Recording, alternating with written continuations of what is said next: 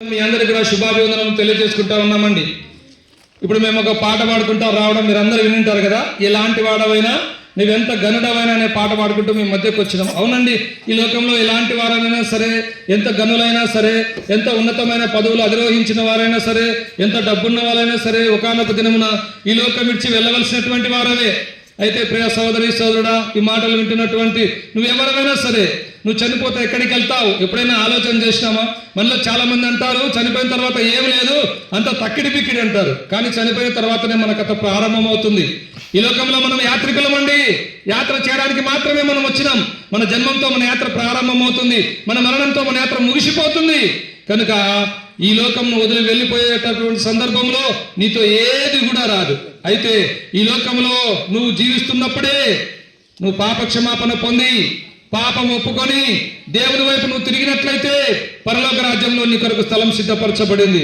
ప్రియ సోదరి సోదరులారా, మానవులైన మనందరం పాపాత్ములని దేవుని వాక్యం చెప్తా ఉంది.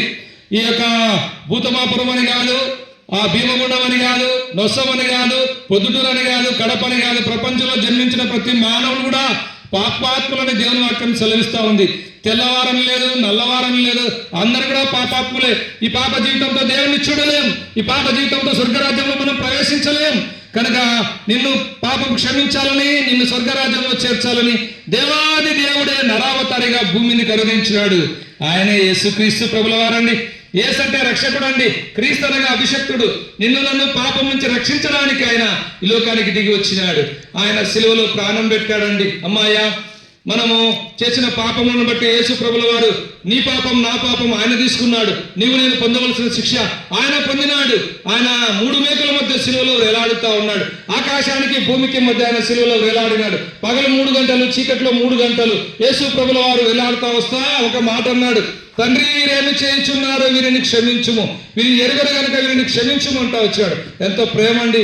ఈ ఒక మధ్యాహ్న కాల సమయంలో సోదరి సోదరుడా, ఎంతకాలం నువ్వు పాపంలో జీవిస్తావు, ఎంతకాలం రహస్య పాపంలో చేస్తూ నీ జీవితాన్ని వెళ్ళబుచ్చుతావు, ఎంతకాలము పాపంలో జీవిస్తూ పాపంలో సుఖిస్తూ పాపంలో నువ్వు మరణిస్తావు. పాపంలో వచ్చే జీవితము మరణమని దేవుని వాక్యం చెలవిస్తూ ఉంది.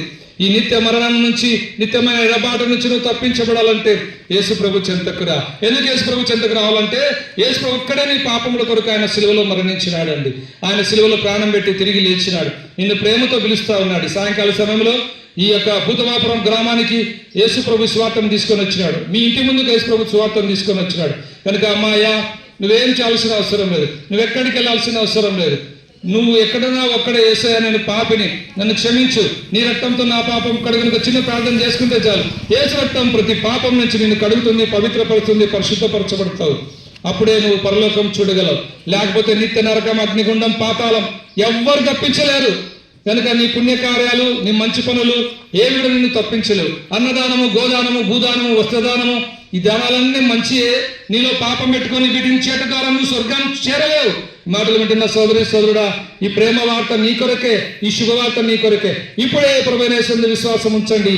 అప్పుడు నువ్వు చీకట్లో నుండి ఆశ్చర్యకరమైన వెలుగులకు నువ్వు నడిపించబడతావు. ప్రభువైన యేసునందు విశ్వాసం ఉంచుము, మరణంలో నుండి జీవంలోకి నువ్వు దాటించబడతావు. ప్రభువైన యేసునందు విశ్వాసం ఉంచండి.